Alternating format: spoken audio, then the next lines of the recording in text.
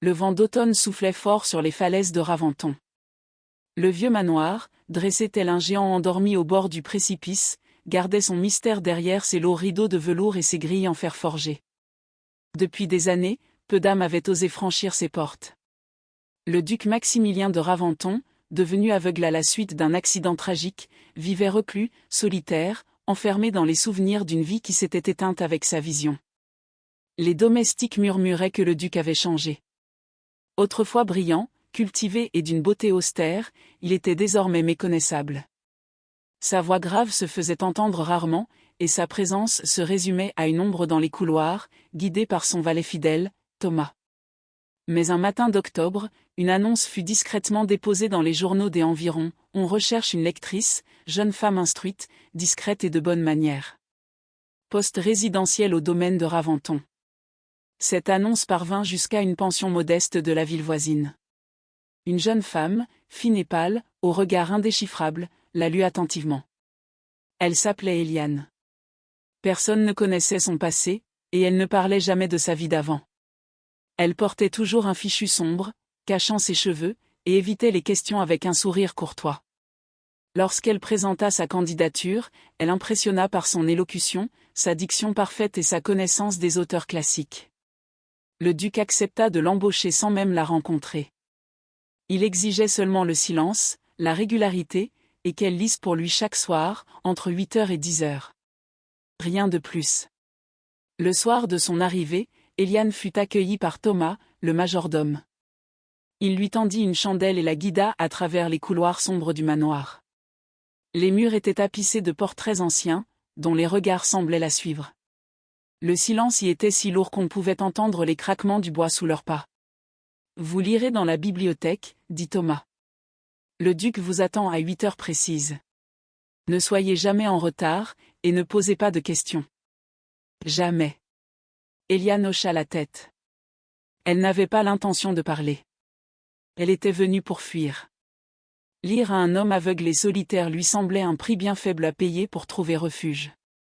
La bibliothèque était une pièce immense, aux murs couverts de livres anciens. Le duc était déjà assis dans un fauteuil en cuir, les mains croisées sur une canne ouvragée. Son visage était sévère, anguleux, marqué par les années et la douleur. Ses yeux, vides, fixaient un point lointain. « Approchez, » dit-il sans lever la voix. « Et lisez. » Eliane s'installa à une table proche et ouvrit le premier livre choisi par Thomas, Les Confessions de Rousseau. Sa voix, douce mais ferme, s'éleva dans la pièce, brisant le silence pesant. Au fil des mots, une étrange tension s'installa. Le duc ne disait rien, mais il écoutait. Son visage, impassible, semblait parfois se contracter légèrement, comme s'il ressentait chaque phrase dans sa chair. Quand l'horloge sonna 10h, Eliane referma le livre. « À demain, monsieur, » dit-elle calmement. Le duc ne répondit pas. Il resta immobile, plongé dans un silence troublant. Ce ne fut que le début. Chaque soir, Eliane lisait. Et chaque soir, le duc écoutait. Il ne lui adressait que quelques mots secs, jamais un remerciement, jamais une question. Mais peu à peu, il commença à lui demander certains passages. Il exigeait des auteurs précis, des extraits qu'il connaissait par cœur. Parfois, il corrigeait ses inflexions de voix, exigeant une émotion plus contenue, ou au contraire plus vive. Eliane obéissait sans discuter. Mais en elle, quelque chose changeait. Car lire à cet homme étrange et blessé faisait naître des émotions qu'elle croyait mortes. Un soir, alors qu'elle refermait un recueil de poèmes de Lamartine, le duc rompit le silence. « Vous avez pleuré. » Elle se figea. « Non, monsieur. Je n'ai pas besoin de mes yeux pour entendre un sanglot, » dit-il doucement. Elle baissa la tête. Oui, elle avait pleuré. Mais pas seulement à cause du poème. Parce que la voix qu'elle prenait pour lire à cet homme commençait à révéler sa propre douleur. Le silence retomba. Mais cette nuit-là, Eliane ne parvint pas à dormir. Le duc, qu'elle croyait insensible, avait perçu sa peine. Et cela l'effrayait plus que tout. Car si lui pouvait deviner ses émotions, pourrait-il aussi découvrir son secret? Les jours suivants, Eliane continua à lire pour le duc avec une rigueur presque religieuse. Elle s'était installée dans une petite chambre au dernier étage, loin des salons et des domestiques. Le manoir de Raventon, bien que magnifique, semblait figé dans le temps, comme si aucune lumière du dehors ne parvenait à franchir ses murs. La routine aurait pu devenir monotone, mais chaque soir, Éliane sentait une tension croissante, comme un fil invisible qui se tendait entre elle et le duc. Ce dernier, bien que toujours réservé, commençait à montrer une curiosité discrète. Il ne posait pas de questions directes, mais ses remarques devenaient plus personnelles. « Vous avez une diction parfaite. Ce n'est pas l'accent d'une simple villageoise, dit-il un soir, alors qu'elle venait de lire un passage de Voltaire. » Éliane sentit son cœur battre plus vite. Elle répondit calmement. « J'ai étudié dans un couvent, monsieur. Les sœurs m'ont appris à bien parler. » « Les sœurs n'apprennent pas à mentir, répondit-il froidement. Elle se raidit. Il savait. Ou du moins, il pressentait quelque chose. Mais le duc ne poursuivit pas. Il se leva, tapant légèrement le sol de sa canne, et s'éloigna lentement vers la porte, guidé par la mémoire de l'espace. Ce soir-là, Éliane resta dans la bibliothèque bien après son départ. Elle fixa les rayonnages, les bustes de marbre, les chandeliers poussiéreux. Tout cela lui semblait irréel, comme un décor de théâtre. Combien de temps encore pourrait-elle rester sans que son passé ne la rattrape? Ce passé, justement, lui revenait en cauchemar. Des cris, du sang, une fuite précipitée dans les bois. Elle se réveillait en sueur, luttant pour reprendre son souffle, le cœur battant à tout rompre. Puis elle s'asseyait au bord du lit, et priait en silence. Pas pour le pardon. Elle savait que celui-ci ne viendrait jamais. Mais pour l'oubli. Un matin, alors qu'elle traversait le jardin intérieur, elle croisa Thomas. Le vieux majordome la salua poliment, mais ses yeux scrutateurs la mirent mal à l'aise. « Vous êtes différente des précédentes, dit-il d'un ton neutre. »« Précédente ? Vous n'êtes pas la première à venir lire pour le duc. Mais les autres ne sont jamais restés plus de 2 semaines. Trop de silence, trop de regards vides, trop de douleur. Vous tenez bon. » Elle ne répondit pas. Elle n'avait pas le choix. Partir signifiait redevenir une proie. Un soir d'orage, alors que la pluie tambourinait contre les vitres, le duc demanda quelque chose d'inhabituel. « Ce soir, ne lisez pas. » Éliane s'interrompit, surprise. « Monsieur ? Restez simplement là. Parlez-moi. De vous. » Elle sentit son sang se glacer. De toutes les choses qu'elle redoutait, parler d'elle était la pire. « Il n'y a rien à dire, murmura-t-elle. Ce n'est pas vrai. Même votre silence en dit long. » Il se leva lentement, s'approcha du foyer éteint et s'arrêta, tournant légèrement la tête vers elle. « Vous fuyez quelque chose. Quelqu'un, peut-être. Vous portez une tristesse profonde, et pourtant, vous lisez avec une telle douceur que même la douleur semble belle dans votre voix. » Elle se leva brusquement. « Je ne suis qu'une lectrice, monsieur. Rien de plus.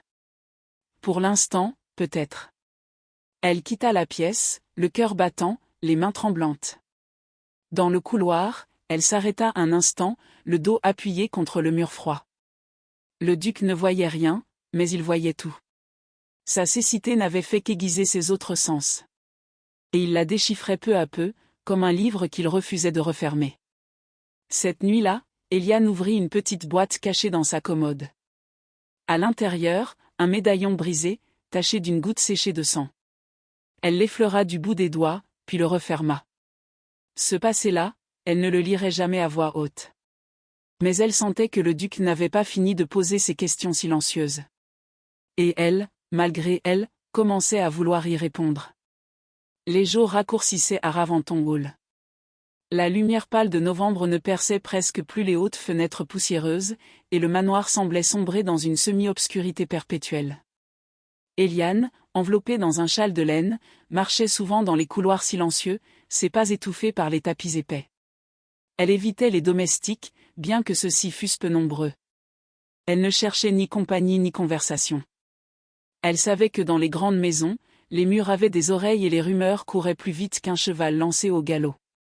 Et pourtant, une voix familière venait troubler ses pensées, chaque soir. La voix du duc. Maximilien ne lui posait plus de questions directes, mais ses demandes devenaient plus intimes. Il lui demandait de lire des lettres d'amour célèbres, des extraits de tragédies, des poèmes sur la trahison et la perte. C'était comme s'il cherchait à sonder son cœur, à travers les mots des autres. Un soir, il murmura. Le timbre de votre voix change quand vous lisez des vers de Musset. On y sent une douleur contenue. Une peur de s'attacher. Pourquoi ? Elle ne répondit pas. Elle continua à lire, même si ses mains tremblaient légèrement. Après sa lecture, elle retourna dans sa chambre. Là, elle ouvrit à nouveau la boîte en bois dissimulée sous une latte du plancher. Outre le médaillon, il y avait une lettre. Froissée, tachée de larmes anciennes. Éliane, cours. Ils savent. Ne reviens jamais. C'était la dernière chose que son frère lui avait laissée. Avant de disparaître. Le lendemain, alors qu'elle prenait son thé dans l'ancienne orangerie, Thomas vint à sa rencontre.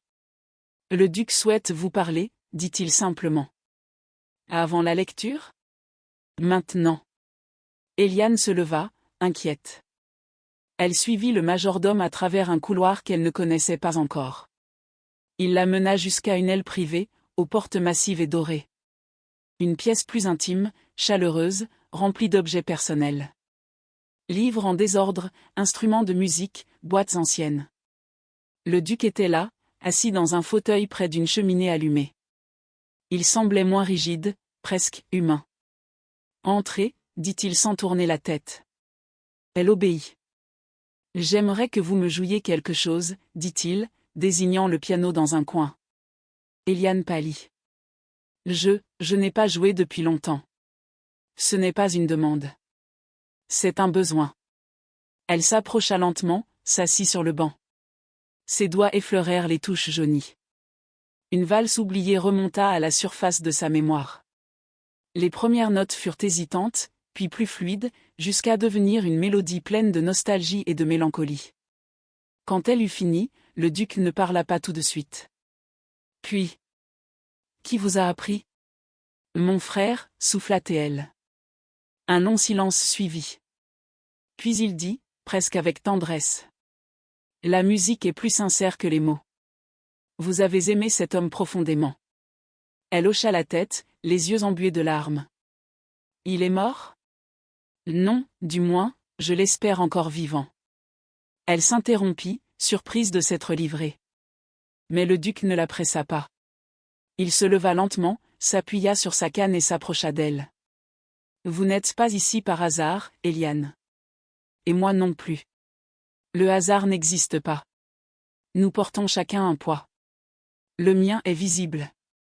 Le vôtre est dissimulé, mais tout aussi lourd. Elle se leva brusquement, incapable de soutenir plus longtemps cette vérité rampante. Je ne suis que votre lectrice, monsieur. Pas ce soir. Et elle quitta la pièce en courant presque, les larmes aux yeux, le cœur au bord de l'abîme. Cette nuit-là, une silhouette rôdait près du domaine. Un homme vêtu de noir, qui observait Raventon Hall depuis la forêt. Dans sa main, un morceau de papier. Un croquis. Le visage d'Éliane, dessiné à l'encre noire. Il murmura entre ses dents. Je t'ai retrouvé, enfin. Le lendemain matin, le manoir de Raventon semblait enveloppé d'un calme anormal. La brume recouvrait les jardins comme un linceul, et les arbres nus se dressaient tels des spectres figés. Éliane, enfilant son manteau, décida de marcher un peu pour apaiser son esprit. Elle n'avait pas dormi. Les mots du duc résonnaient encore dans sa tête. Le vôtre est dissimulé, mais tout aussi lourd. Chaque pas la ramenait vers son passé, vers cet homme qu'elle avait aperçu un an plus tôt à l'auberge de Virmont. Elle se souvenait de ses yeux glacés, de son sourire cruel. Elle s'était enfuie, changeant de nom, de vêtements, de ville. Et pourtant, elle sentait que l'étau se resserrait à nouveau. Elle atteignit la lisière de la forêt derrière Raventon Hall. Là, au milieu des fougères et des troncs sombres, elle eut un frisson. Comme si quelqu'un l'observait. Elle se retourna vivement. Personne. Mais elle savait. Quelqu'un la cherchait. Pendant ce temps, dans le salon privé, Thomas se penchait vers le duc. Il y avait des traces, cette nuit. Dans les bois. Des bottes récentes. L'une des domestiques a vu un homme près de l'ancienne grange. Il s'est enfui. Le duc serra la poignée de sa canne. Cela concerne-t-il mademoiselle Éliane? Thomas hésita. Peut-être. Depuis son arrivée, il y a une tension. Elle se cache, mais pas de vous, monseigneur. D'autres choses. Elle a peur, murmura Maximilien. Et la peur a toujours une origine. Faites surveiller les abords du domaine. Discrètement. Bien, monseigneur. Et ne lui dites rien. Pas encore. Le soir venu, Éliane entra dans la bibliothèque plus tendue que jamais. Ses mains tremblaient en ouvrant le livre. Ce soir, c'était Phèdre. Tragédie. Passion. Honte. Elle s'interrompit plusieurs fois, incapable de suivre le fil. Maximilien ne dit rien. Puis enfin. Vous êtes troublé. Je suis fatigué. Non. Vous avez peur. Elle baissa le livre. Il y a des choses que vous ne pouvez comprendre, monsieur. Vous vivez ici, entouré de silence, protégé par vos murs. Mais dehors, le monde est cruel. Et il n'oublie pas. Le duc se redressa lentement. Vous croyez que je suis protégé? Croyez-vous que la cécité me rend intouchable? J'ai perdu la vue dans un attentat. Une explosion destinée à tuer mon frère. Mais c'est moi qui suis sorti vivant. Et chaque jour, je me demande pourquoi. Le silence retomba, lourd, intense. Vous portez un secret, Éliane. Et ce secret vous consume. Elle se leva, le visage pâle. Vous ne comprenez rien, monsieur. Vous pensez que parce que vous avez perdu la vue, vous êtes devenu sage. Mais certaines douleurs n'ont pas besoin de blessures visibles. Elle quitta la pièce précipitamment. Cette nuit-là, la silhouette noire était revenue. Cachée entre les arbres, elle observait la lumière au dernier étage de Raventon Hall. Une bougie était allumée. Éliane écrivait dans un carnet. Elle n'avait jamais cessé d'écrire. C'était sa manière d'exister, d'expier. Mais elle ne savait pas que l'homme en bas connaissait déjà son secret. Il l'avait suivi de loin, recueilli des lettres, interrogé des mendiants. Et maintenant, il savait. Il murmura son nom, vrai nom. Hélène Montbrun. Puis il sourit, un sourire cruel. Je te ramènerai moi-même, vivante ou morte. Elle s'appelait Hélène Montbrun. Ce nom, oublié depuis plus d'un an, résonnait dans la mémoire d'Éliane comme une menace. Hélène, fille cadette du baron de Montbrun, élevée dans un château bordant la Loire, instruite, courtisée, promise à un avenir brillant dans la haute société. Mais tout cela avait disparu, consumé en une seule nuit de feu et de sang. Ce qu'on disait à la cour était simple, Hélène Montbrun avait tué son fiancé. Pas n'importe lequel. Le capitaine Armand de Givry, un héros de guerre, héritier d'une des plus puissantes familles de France. Un homme charismatique, redouté, mais que personne n'osait défier. Et pourtant, Hélène l'avait défié. Puis, il avait été retrouvé mort dans leur chambre, un poignard dans le cœur. La jeune femme avait disparu sans laisser de traces. Le matin suivant, Éliane ou plutôt Hélène s'habilla plus lentement. Elle observait son reflet dans le miroir terni de sa chambre. Ses traits étaient tirés. Elle savait que le temps lui était compté. Il y avait quelque chose dans l'air, un souffle froid, une menace invisible. Thomas vint frapper à sa porte. « Mademoiselle, le duc souhaite vous voir avant la lecture de ce soir. » Elle acquiesça en silence. En descendant, elle sentit les murs se refermer sur elle comme les mâchoires d'un piège. Dans le petit salon, Maximilien l'attendait, assis près du feu. « Approchez, dit-il d'une voix calme mais ferme. Elle s'assit, gardant ses mains jointes sur ses genoux pour cacher leur tremblement. « Quelqu'un est venu me voir ce matin, dit-il lentement. Il a demandé à parler au maître des lieux. Il m'a décrit une femme.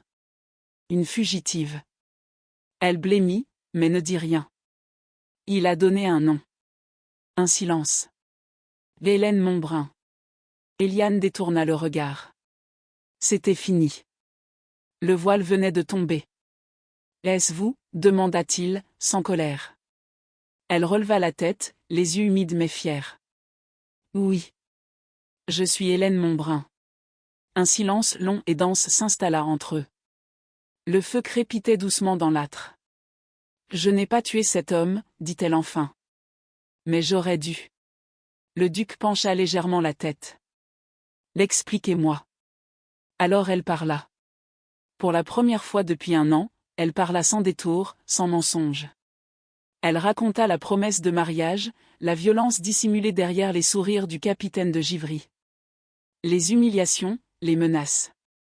Et enfin, cette nuit-là, lorsqu'il avait tenté de la forcer à lui obéir, comme il disait. Elle s'était défendue. Il était tombé. Le poignard. Elle ne se souvenait pas si elle l'avait saisi par réflexe ou en pleine conscience. Mais quand elle avait repris ses esprits, il était mort. Son frère avait tout vu. Il l'avait aidé à fuir, à changer d'identité. Mais lui, avait été capturé. Je suis partie pour le sauver, murmura-t-elle. Pour le retrouver. Je pensais que disparaître était la seule façon de le protéger. Mais je l'ai perdu aussi. Le duc resta silencieux. Il n'y avait ni jugement dans sa voix, ni colère dans son visage fermé. Vous avez vécu dans l'ombre, dit-il doucement. Et pourtant, votre lumière m'a atteint. Elle le regarda, interdite.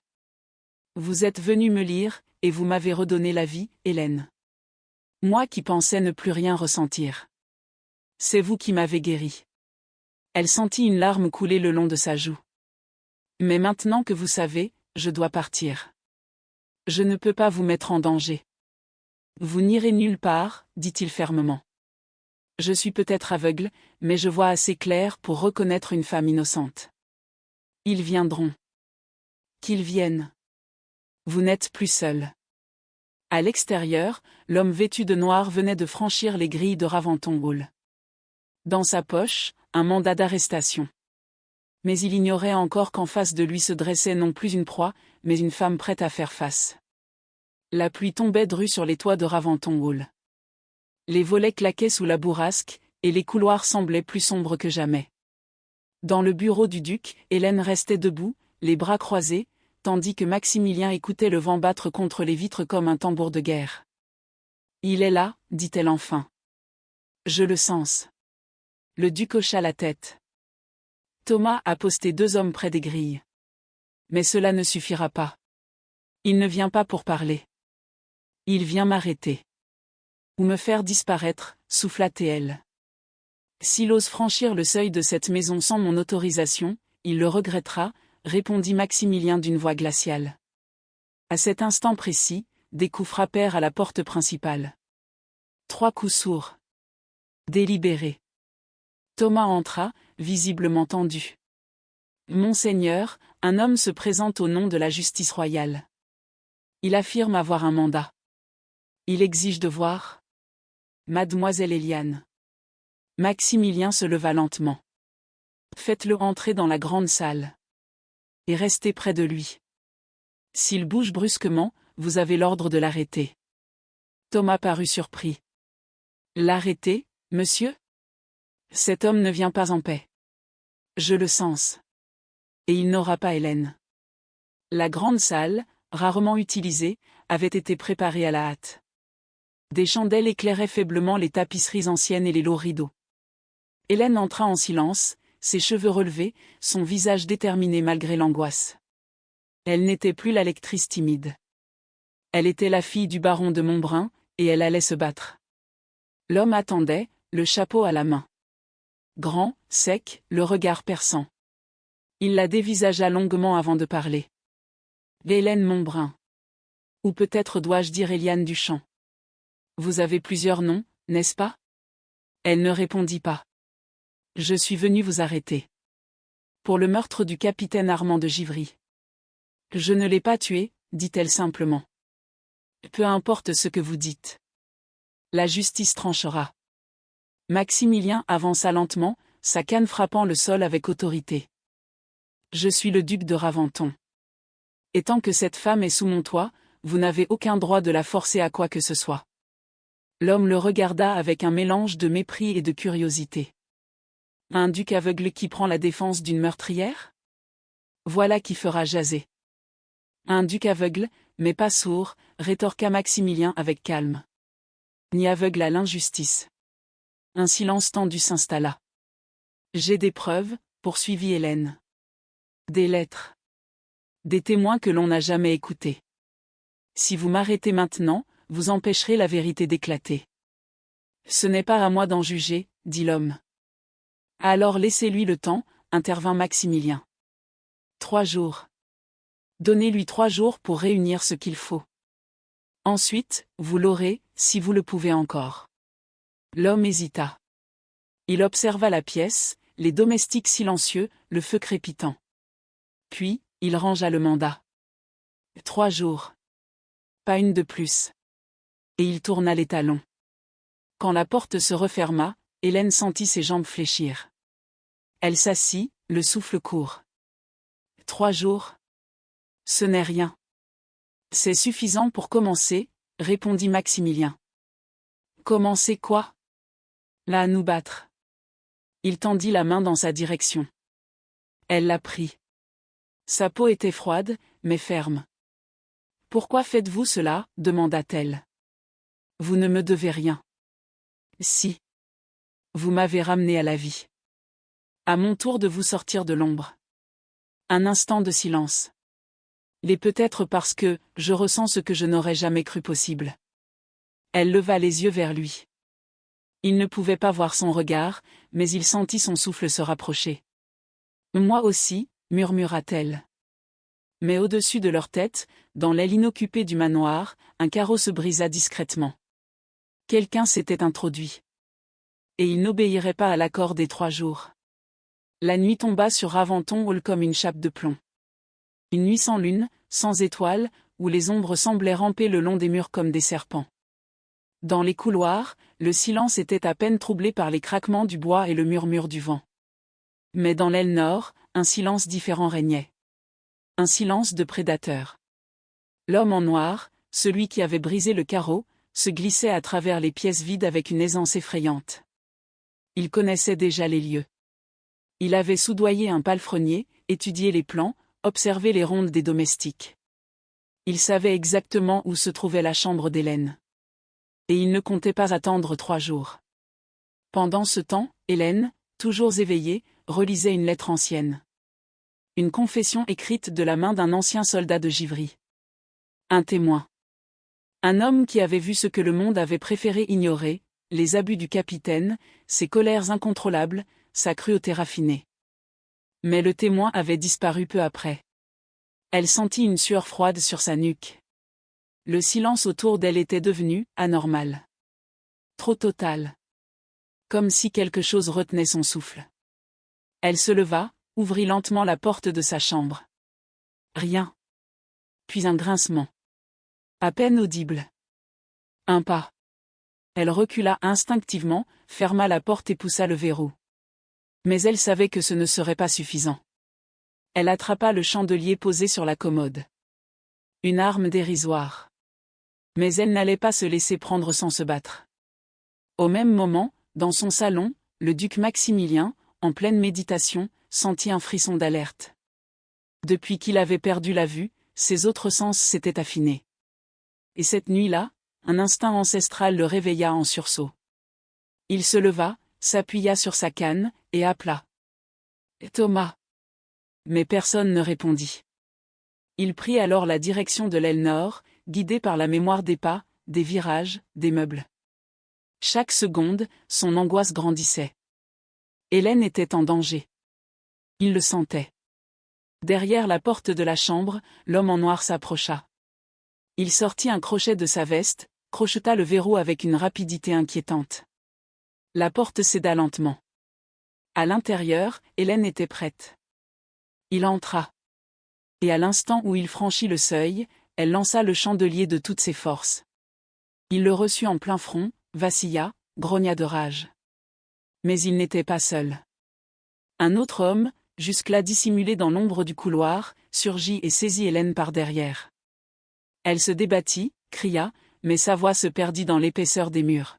« Tais-toi, sorcière !» gronda l'agresseur. Tu vas venir avec nous. Le capitaine a peut-être disparu, mais tu vas payer. Le nom de Givry n'oublie jamais. Maximilien arriva au tournant du couloir, haletant, guidé par les cris étouffés. « Et Hélène » hurla-t-il. L'un des hommes ouvrit la porte et vit le duc. Il sourit. Le vieillard aveugle vient sauver la damoiselle ? Pitoyable. Mais le duc n'était pas sans défense. Il leva sa canne, une arme dissimulée, avec une lame fine dans son cœur. Un souvenir d'un passé militaire. Je ne vois pas, dit-il, mais je sais frapper. Et d'un geste précis, il planta la lame dans la cuisse de l'agresseur, qui hurla de douleur et s'effondra. Profitant de la confusion, Hélène donna un coup de genou à son ravisseur et se libéra. Elle attrapa un objet au sol, un pied de chaise brisé, et frappa l'homme au visage. Il tomba, assommé. Des pas précipités retentirent enfin. Thomas, alerté par les cris, arriva avec 2 autres domestiques armés. Ils maîtrisèrent les 2 intrus à terre, puis les ligotèrent. Hélène, tremblante, s'écroula dans les bras de Maximilien. « Vous êtes venu. »« Bien sûr, » murmura-t-il en la serrant contre lui. « Vous êtes tout ce qu'il me reste d'humain. » Elle ferma les yeux. Le danger était passé. Mais la guerre ne faisait que commencer.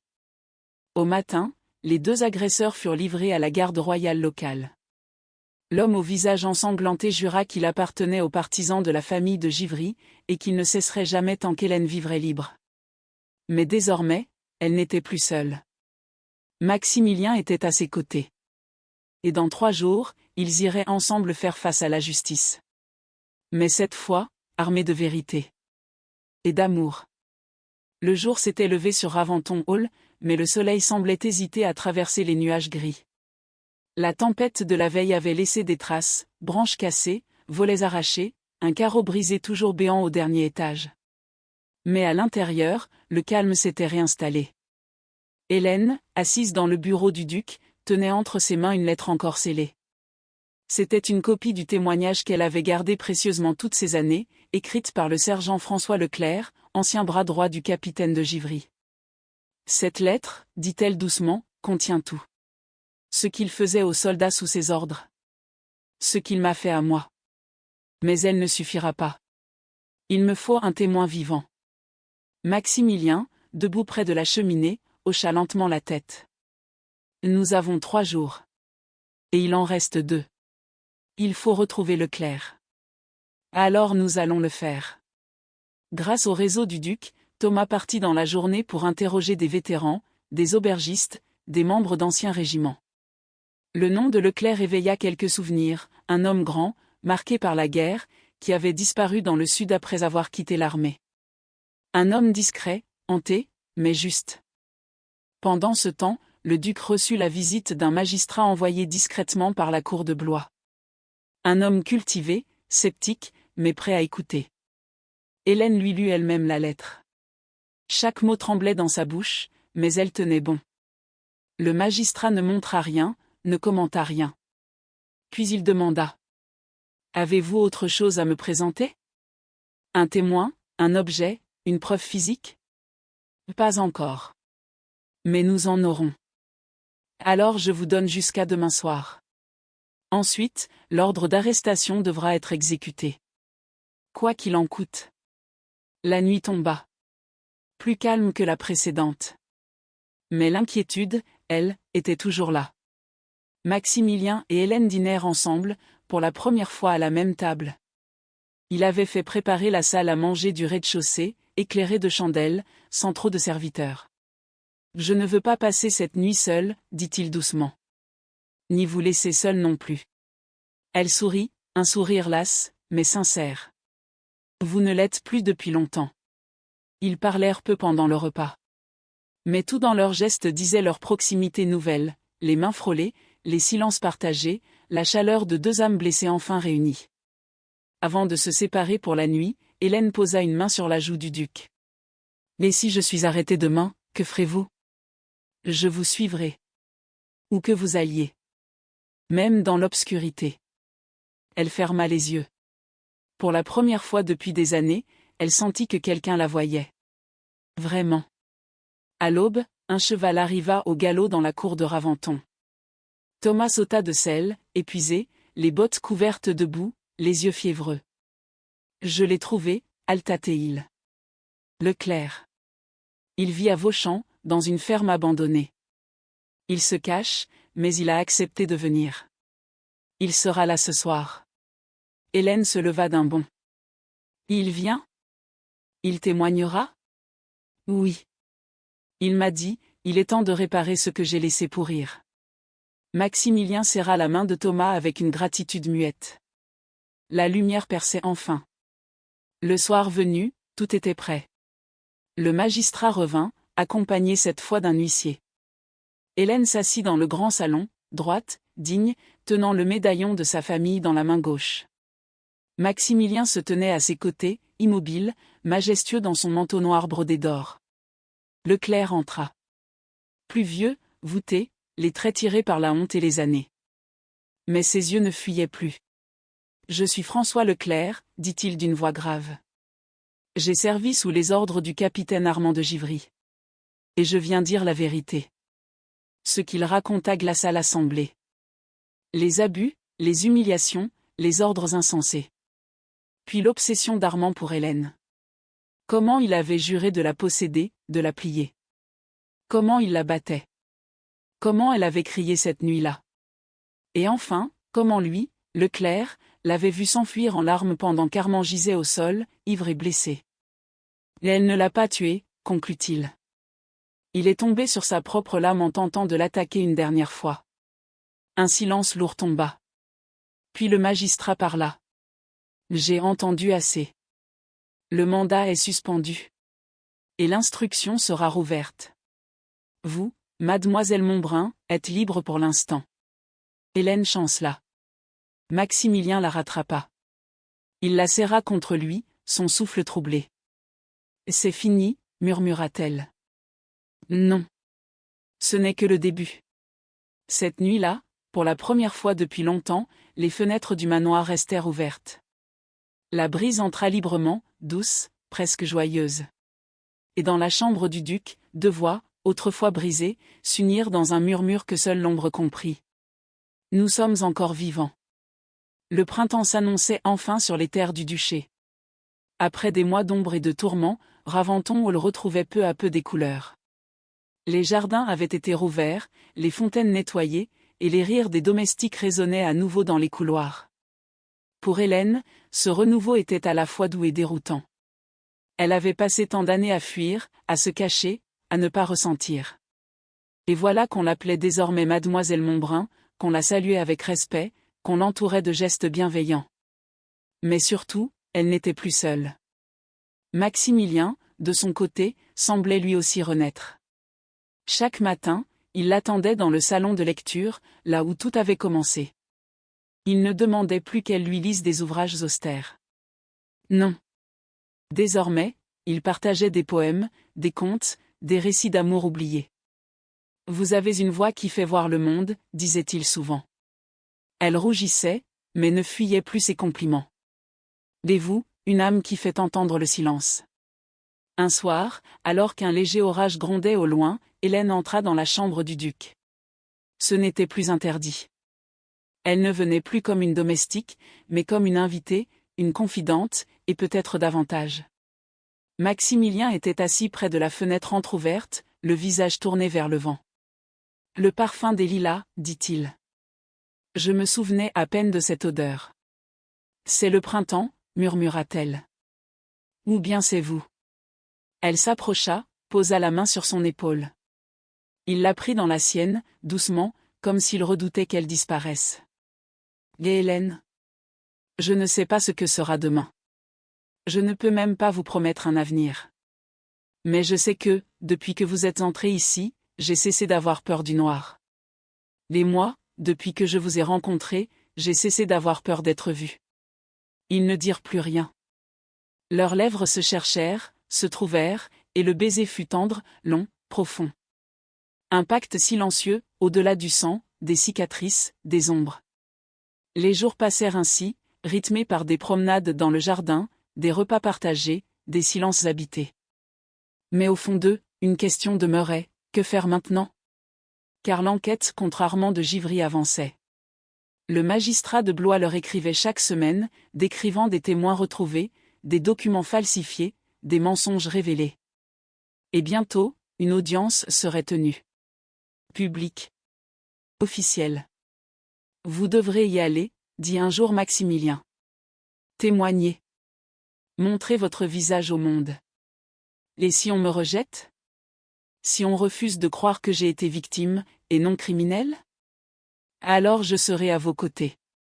Et si le monde vous rejette, je le rejetterai avec vous. Elle le regarda longuement. Il ne voyait pas ses yeux, mais il en sentait la chaleur. Elle n'avait plus peur. À la veille du départ pour Blois, Hélène fit un tour seule dans le jardin. Le ciel était rose, les oiseaux chantaient encore. Elle s'arrêta devant le petit étang et se pencha au-dessus de l'eau. Pendant des années, elle n'avait vu en elle qu'une ombre, une survivante. Mais ce reflet, ce soir, était celui d'une femme. Forte. Aimée. Libre. Mademoiselle Montbrun, dit une voix derrière elle. Elle se retourna. C'était Thomas, souriant, tenant une enveloppe à la main. Un message pour vous. Scellé de la part du magistrat. Elle le remercia et l'ouvrit. Une simple phrase y était écrite. Votre présence est requise à Blois, audience fixée au 6 mai. L'accusé comparaîtra. Son cœur bondit. C'était donc vrai. Armand allait devoir faire face à ses actes. Et elle, à son passé. Ce soir-là, dans la chambre du duc, elle s'allongea à ses côtés. Ils ne parlèrent presque pas.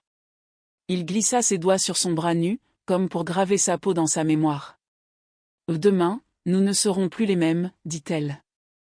Je l'espère bien, répondit-il avec un sourire. Dès après-demain? Il la serra contre lui.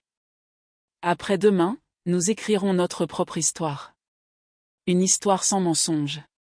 Sans peur. Juste nous deux. Elle ferma les yeux. Pour la première fois depuis l'enfance, elle rêva sans cauchemar. Le palais de justice de Blois était une bâtisse austère, faite de pierres grises et de souvenirs lourds. Ce matin-là, des dizaines de curieux s'étaient amassés devant les grilles, attirés par l'annonce du procès de l'affaire Montbrun de Givry, qui avait jadis enflammé les salons aristocratiques de la région. Hélène avança, droite, vêtue d'une robe sobre mais élégante. À son bras, le duc de Raventon. Il ne voyait pas les regards posés sur eux, mais il les sentait. Des murmures, des jugements à demi-mot, des noms chuchotés. Courage, murmura-t-il. Tu n'as plus rien à prouver. Mais elle savait que ce jour déciderait de tout. La salle d'audience était pleine. Le juge, un homme à la perruque poudrée, les observait d'un œil inquisiteur. Armand de Givry, l'accusé, était là aussi, vêtu de noir, le visage fermé. Son regard, quand il vit Hélène entrer, était un mélange de haine et de mépris. Les premiers témoignages défilèrent, domestiques, médecins, anciens amis. Les pièces à conviction furent lues à voix haute. Des lettres compromettantes. Un journal intime. Des récits de violence. Peu à peu, la façade du capitaine de Givry se fissurait. Puis ce fut au tour d'Hélène.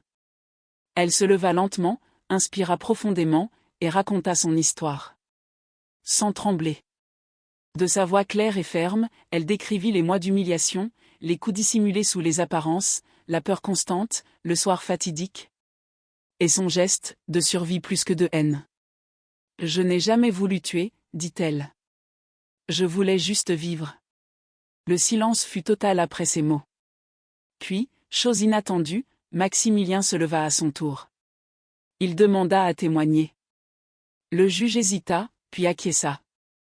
Le duc s'avança, s'aidant de sa canne, la tête haute. Je suis aveugle, dit-il. Mais je n'ai jamais autant vu la vérité qu'en entendant cette femme. Elle ne m'a jamais menti. Elle m'a rendu la vie, la paix. Et si la justice la condamne aujourd'hui, alors je me dresserai contre elle. Une onde de stupeur parcourut la salle. Après des heures d'audience, le juge se retira. Les minutes devinrent des heures. Dans la salle voisine, Hélène restait silencieuse, la main serrée dans celle du duc. Puis les portes s'ouvrirent. Le juge entra à nouveau, suivi des greffiers.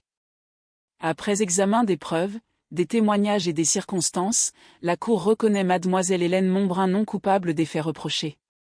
L'affaire de Givry est renvoyée pour faux témoignages et tentative de dissimulation d'abus.